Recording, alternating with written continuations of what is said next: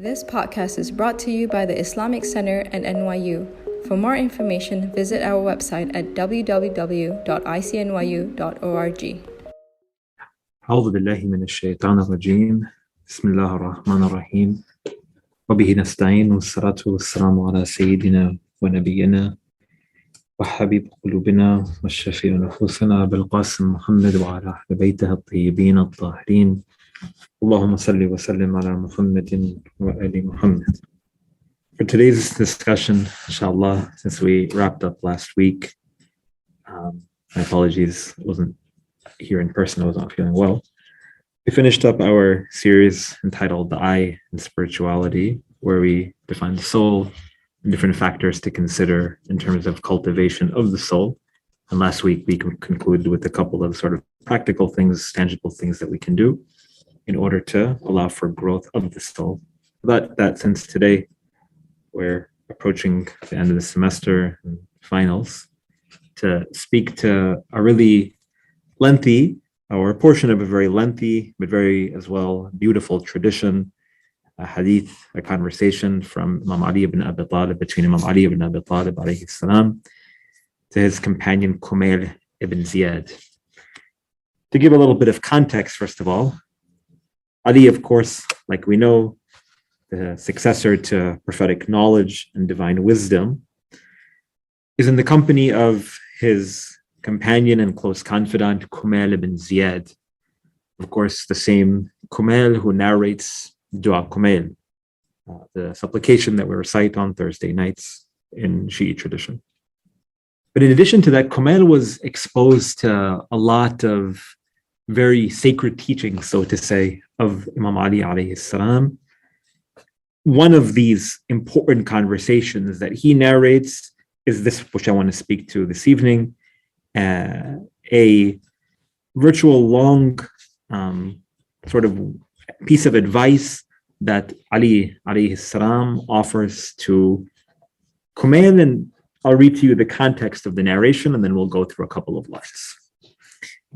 It states, قال Kumail ibn Ziyad. Kumail one day he states, and this is narrated in Nahj al-Balagha, but also in the Amali of Sheikh al-Mufid. He states, قال كمال بن الزياد أخذ بيد أمير المؤمنين علي بن أبي طالب عليه السلام فأخرجني إلى الجبان فلما أسهر تنفس السعادة. He says that one day, Kumail, he says that one day I was, perhaps it was, according to a different report, it was after the time of Isha prayers, so it was at night. And he says that I was taken by the hand of Imam Ali alayhi salam took me by the hand. And we left the graveyard to walk into the middle of a desert. فَلَمَّا أَسْهَرَ تَنَفَّسَ السَّعَدَاء. And when we entered into this desert, the Imam alayhi salam, he let out a really long sigh. And again, just to give a little bit of context, the detail is important in understanding sort of what the Imam alayhi salam, what Ali ibn Abi Talib was going through at this moment, most likely. Tanaffas as-sa'ada. It says that he let out this really long, sort of depressing, breath.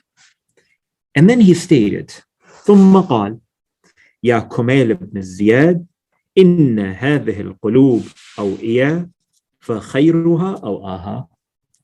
He states, oh Kumail, listen to what I gotta say. Surely these hearts are receptive. Surely these hearts are receptive. فَخَيْرُهَا أَوْعَاهَا. And the best of these hearts are the most receptive ones. So remember a couple of important points. Or these hearts are containers, and the best of those are the biggest containers, or the most receptive containers, so to say. To give a little bit of context from our series when we're talking about the heart and the soul and spirituality and so on, it's important to keep in mind that whenever the Imam alayhi salam, he speaks, or the Qur'an or the traditions of the Prophet and his family more broadly, when they speak to the reality of the heart, they're not talking again about a physical organ, they're talking about a spiritual vessel. A spiritual vessel that has ability, that has potential, that is not something tangible, that is something in the celestial realm, that we have the opportunity to perfect, that we have the opportunity to cleanse. In a hadith from the Prophet sallallahu alaihi wasallam. He states, "Al-qalb haram Allah, fala taskun fi haram Allah ghayr Allah." That the heart is the sanctuary of God, so don't allow for anything to enter into it except for God. So over here he states, surely these hearts are this container. They are this sort of, they are receptive. They have the ability to intake things. And the best of those is that which can take more. Doesn't mean take more, sugary foods or that which has more cholesterol. Again, we're talking on a spiritual level. So the best of those is that which has the ability to bear hardships and difficulties. The best of that is which feels more motivation and inspiration to engage in dua or in supplication or in recitation of the Qur'an or in prayers or so on and so forth. فَاحْفَظْ عَنِّي مَا أَقُولُ لَكَ. Now he says, now pay attention and preserve what I'm about to tell you. He's given him some advice. النَّاسْ ثَلَاثَةٌ. That people are of three types, he states. فَآلِمٌ رَبَّانِي وَمُتَعَلِّمٌ عَلَى سَبِيلِ النَّجَاةِ وَحَمَجٌ رَآءٌ أَتْبَاءُ كُلِّ نَائِقٍ يَمِيلُونَ مَعَ كُلِّ رِيحٍ. The Imam alayhi salam continues. And he states that people are of three types. The first group of people are the learned, scholars. But not any type. He doesn't say alim, someone who's knowledgeable. He says alimun rabbani, someone who is knowledgeable but also has piety. Someone who's knowledgeable but it connects that knowledge to God. Number two, muta'allim ala sabil al-najat. Number two, the second group of people, if you're not learned yourself, if you don't have that relationship, then you're part of the second group of people. Hopefully we're at the very least these type of people, the students on the path to salvation. You're seeking something, you want something, and you'll learn it from those more knowledgeable. And then he states in the third group of people is the riffraff of society, so to say. Hamajun ra'a, following the sound of the crows, meaning that they follow everybody. Doesn't matter, that they're not concerned about the bigger picture. They bend as the wind blows. Yamiluna ma'a kulli rih. Sounds pretty mean almost from the Imam alayhi salam, but he's speaking with words of a little bit of aggression because he's trying to demonstrate something. Yes. Could you explain more about students in the path to salvation? Yes, we're going to get there, inshallah. Yeah. لم يستضيئوا بنور العلم. These type of people, group number three, they're not affected by their hearts are not illuminated by the light of knowledge. وَلَمْ يَلْجَأُوا إِلَى رُكْنٍ وَثِيقٍ. And they can't find something strong to support them. They don't, there's I guess a challenge that people often face where they don't necessarily believe in anything. You ask them what they believe in, I don't know. Who cares? You ask them, what's your purpose in the world? I'll figure it out. I don't know. Why are you asking me this question? We're talking about, this world is temporary. And if we don't know where we're going, where we're seeking, what we're here for, and even if you don't know, if you're not even striving to know that answer, like, I don't know what's important. Sometimes I think that I like to talk about these things so much, maybe because I'm just weird, right? But then I wonder, how come no one else cares? And I said, but then why am I concerned with other people? I'm concerned with myself. I'm here for a short period of time. Might as well know why I'm here. He says, "Ya Kumail, oh Kumail." Remember, he said before. فَاحْفَظْ عَنِّي مَا أَقُولُ لَكَ. Pay attention to what I'm saying. So he separates and he mentions these three groups of people. Then he continues, and he states, "Ya Kumail." This is also good because you guys are at the end of the semester and exams are coming up, and you wonder why you do all this.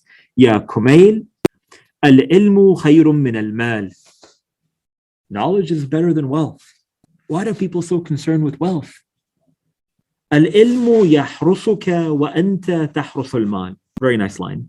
He states knowledge is that which protects you. Knowledge protects you. while you protect wealth. We're so concerned gathering together our money, where it's going, where it's coming, where you're keeping it. We are protecting it, while knowledge is that which protects you. وَالْمَالْ تَنْقُصُهُ النَّفَقَةِ وَالْإِلْمُ يَزْكُو عَنِ الْإِنفَاقِ.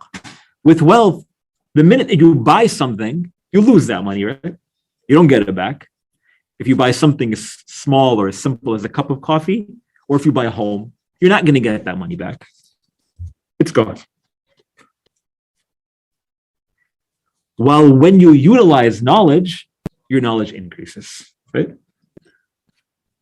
When you know something and you teach it to somebody, that's the best way to increase your knowledge, actually. Even in the Islamic seminary, we're taught that once you study a book, study a particular classical text, the best way to making sure that you really understand it is get together a group of younger students and teach it to them. Because it helps you formulate your thoughts. And as one of my friends, he always says, he says that if you can't explain a concept to somebody else, sometimes you're trying to explain something to somebody that you read about or that you heard about, and you're having a hard time and you say, like, I just can't explain it. My friend would always say, if you can't explain it, it means you don't understand it well enough. Whether it's true or not, wallahu alam, it sounds like it makes sense. Knowledge that you practice, knowledge that you teach, knowledge that you share, it increases only. وَسَنِيءُ الْمَالِ يَزُولُ بِزَوَالَ. And the utilization of your wealth, it disappears the minute that you utilize it. يا كمال بن زياد معرفة العلم دين يدان به ويكسب الإنسان الطاعة في حياته. Continues. He says that, O Kumail, the best way to entrench faith in God, the best way to practice your religion is by increasing your knowledge. Remember what we talked about, though, some weeks ago? What type of knowledge, right? Not the knowledge of things that are not significant or not important. If you remember, we gave the example of when the Prophet ﷺ, he exits his house and there's a guy mentioning sort of the genealogy of everyone else. And the Prophet ﷺ, why are you taking knowledge from him? That's good information, no worries. The true knowledge, the knowledge that we're talking about over here, is the knowledge of God, the knowledge of your purpose, the knowledge of your existence. So he states that the best way to practice your religion is by increasing your knowledge. For it enables us to be obedient to God during our lifetime and to be praiseworthy after we die.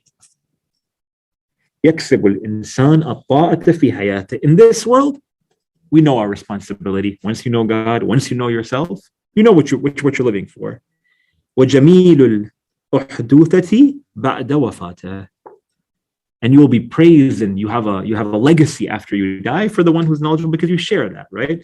We're taught in our traditions that when you share knowledge, just like when you share wealth, that your legacy continues via that which you gave in charity, virtually. Charity of wealth is one. Charity of knowledge is something greater, because it's a gift that also keeps on giving. You teach your children teach their children teach their children, they teach their friends and their community members, and everyone who's impacted by the knowledge that you impart, you reap that reward in the world beyond this one as well. وَالْعِلْمُ حَاكِمٌ وَالْمَالُ مَحْكُومٌ عَلَيْهِ. He states that knowledge leads. Knowledge is the authority,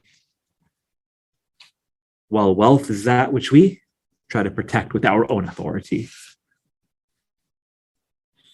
يا كمال بن زياد خزان الأموال هلك خزان الأموال وهم أحياء والعلماء باقون ما بقي الدهر أعيانهم مفقودة وأمثالهم في قلوب موجودة. He says, O Kumail, the people who have hoarded wealth, they've died, even though their wealth might be remaining. while those who are learned, they exist forever. Though their bodies have disappeared, their teachings and their wisdom and the knowledge that they share, it lasts forever. Till now, somebody just sent me a book I just saw in the office right now, a book on sort of the classics, so to say, in the sort of Greco-Roman world, about the importance of studying Socrates. True. Till now, in academies all across the world, we still study a 2nd century text. It's crazy. Till now, from the successor to the Prophet of God, sallallahu alaihi wasallam, in gatherings all across the world, we recollect Ali ibn Abi Talib and for his knowledge and for that which he imparted. When you contribute toward community, society, that which is meaningful, it's something that lasts forever, undoubtedly. Ya Kumail, innaha huna لعلما جمعا وأشار بيده إلى صدره لو أسبحت له حملا بلا أسبت لقنا غير مأمون عليه. Okay, what does the Imam alayhi salam say? So he's talking over here, just to put a little bit of context now, right? He begins to speak to the merits of knowledge and so on and so forth. And then, how did we say that he started the conversation? He took Kumail by the hand and he let out the sigh, right? Meaning that something was bothering him. So he goes like on this rant about the importance of seeking knowledge, about, basically, if you can contextualize it a little bit, then nobody, everyone's concerned with wealth, everyone's concerned with money, everyone's concerned with their lives, everyone's concerned with their businesses, everyone's concerned with everything else except for what he feels or what he's trying to demonstrate is the most important. And then he says, and oh, Kumail, listen to what I got to say. Look over here. He said, over here lies the knowledge, lies true knowledge, that which I have learned from the Prophet of God, sallallahu alaihi wasallam. And then he states, over here, I have the knowledge of the heavens and I have the knowledge of the earth as I learned from the Prophet sallallahu alaihi wasallam. And I wish that I had people who cared. I wish that I had people who listened. He says, because if I had it, I would have shared it with them, meaning that people are not concerned with these things. Again, going back to the point that we mentioned before. Going back to the earlier point that Rafi, you had mentioned, because the sermon is very lengthy. When we go back to these 3 groups of people that he mentions, again, he says that, there are 3 groups of people. The first group are the learned, of course, those who have who utilize their knowledge in the way of Allah subhanahu wa ta'ala. The second are those students on the path to salvation, muta'allim ala sabil al-najat. And then the third are those who are not concerned. There's a couple of different commentaries to exactly how we define these 3 groups of people.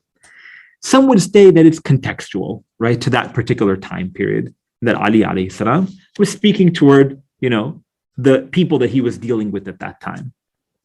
Meaning that, I am the learned, right? Ali is saying, maybe I'm the learned. Kumail, like you are the one of those who listen to what I have to say, so you're on that path to salvation. And number 3 is everybody else who does completely no concern. I would say more broadly that if we were to sort of take benefit from it, when he says alimun rabbani, it's anyone who is from the awliya of Allah subhanahu wa ta'ala. Anyone who understands who understands the religion via teachings of the Qur'an and of the Prophet sallallahu alaihi wasallam. Number 2, students on the path of salvation, muta'allim ala sabil al-najat. Anyone who seeks toward understanding what their role and what their responsibility is. Not limited in any particular way. Literally, he says, muta'allim ala sabil al-najat. They're seeking salvation. When we talk about how we define salvation within the Qur'an even, we literally talk about anyone who strives toward finding truth, finding absolute truth. I'll give you an example. We have a principle, it is very rational, in usul al-fiqh, but we also translate it in ilm al-aqa'id, meaning in sort of theology or in kalam. It's called qubh al-iqab bila bayan. It's not It's a little bit of a technical term, but don't worry about it. Maybe by meaning, it's going to make a little bit more sense. We believe, right, that God is the all-just. We believe that God is the all-merciful. Is it fair, or is it just, or is it merciful for God to punish me for something that I didn't know? Let's say I had absolutely no idea. We as Muslims, more broadly, we had absolutely no idea that pizza is haram, for instance. Right? Let's just say, for example, pizza is haram. Or maybe something more relevant because someone says, no, I don't know, they don't eat pizza. Or coffee. Everybody loves coffee. I love coffee. Okay, and if you don't, I feel bad for you. Let's say coffee is haram for whatever reason. Let's just say in the world, we didn't have the sort of evidence to find out that there was actually a substance that was impermissible according to Islamic law. How many Muslims drink coffee? A lot, right? Maybe every single human being in the world drinks coffee. Okay. Is it fair for on Judgment Day, after we die, God raises all of humanity, gathers together everyone, and says, oh, you people who drank coffee, you committed an act that is forbidden. I'm sending you all to hell. Is that fair or no? Why? We literally transgressed God's law. Coffee was haram. So can he send us to hell or no? No. Why? Because we're only reliant on our own knowledge. So we're only accountable for that, right? Yeah. And also, just even rationally, how could God do that? That's just it's unjust, right? And we believe that God is the all just. It is not merciful, it's not graceful, it's none of the perceptions that we have of God. So how could he do something like that? It does not make any sense. So we utilize this principle in matters of Islamic law, okay? To state that there is no way that a good God could do bad to his servant, to the creation, if he did not explain it to us and say that it was forbidden. Make sense? Okay. How do we translate this to sort of our understanding of our belief system and our responsibilities in this world? Let's say, and obviously things are a little bit less dictated, right? With Islamic law, we have, the Qur'an, we have the hadith literature, we have sort of, deductions that are made, ijtihad that is performed in terms of us allowing to sort of reach whether something is permissible versus impermissible, so on and so forth. Anyhow, when it comes to matters of theology, let's say that, someone in the middle of, I don't know, anywhere in the world, they strove to understand sort of the nature of God or to understand sort of their responsibility in the world. They didn't have access to the Islamic Center at New York University. They didn't have access to, teachers. Their parents didn't know or weren't concerned about religion. These questions never sort of occurred to them sort of in their upbringing, so they weren't part of any particular community. But they realized that this world is not just about accumulation of wealth and getting a good job and then getting married and buying a home and having children and then leaving all their wealth for inheritance to their children and then dying, and then that's it. They realized there's something more to the world, but they couldn't figure it out. And they strove every single day to find the answers to those questions about what am I supposed to do in this world. But they never got answers to those questions. And they died on the path toward seeking this answer. Could God punish them? Would God hold them to account and be like, what's wrong with you? How did you not know that you should have followed a God and prophets and whatever, like we believe?